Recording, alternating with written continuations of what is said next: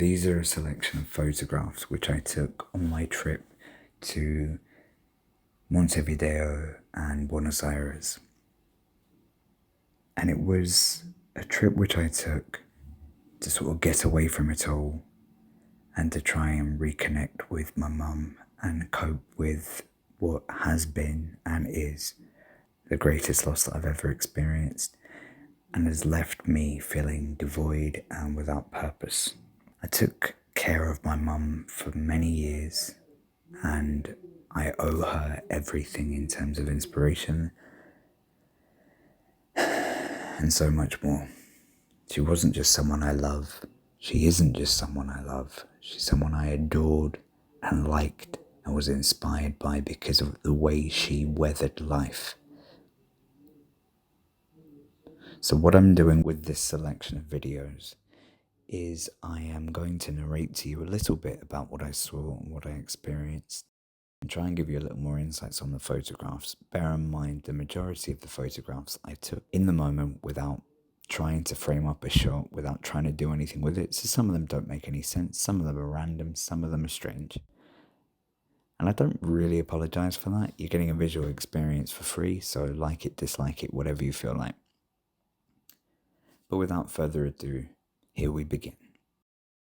There's me looking at myself in a selfie photo, obviously, trying to feel okay with what's about to be my ventured trip over to begin with, Chicago.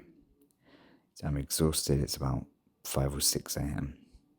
And of course, sitting by the window, you do what you have to do when you see the clouds, which is to take photographs and to take photos of the screen and all of that good stuff for no other reason other than you can and you're experiencing it there. As you can tell, Chicago was pretty cold, blanketed in snow in February of 2023.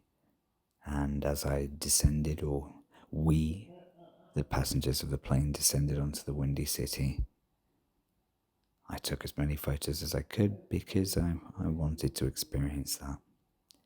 The beautiful Midway hallways at Midway Airport in Chicago, and the Best Western, a hotel that I booked because it wasn't too far from the airport, and while I wanted to go and visit Chicago again, I didn't want to be too far away from getting there so that I didn't have to rush to get to my flight.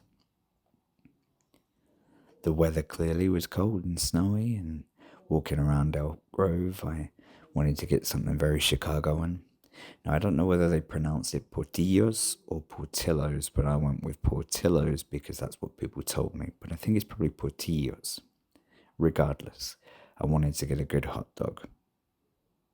So I continued on my walk from the Best Western to the restaurant, which was of course empty at the time.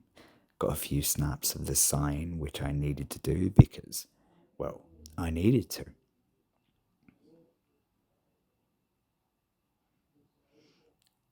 That's what the dining experience was like inside, nice and empty, which when you're feeling sad is actually a comfort. I had to get a massive milkshake, not because I needed one, but because it was on the menu.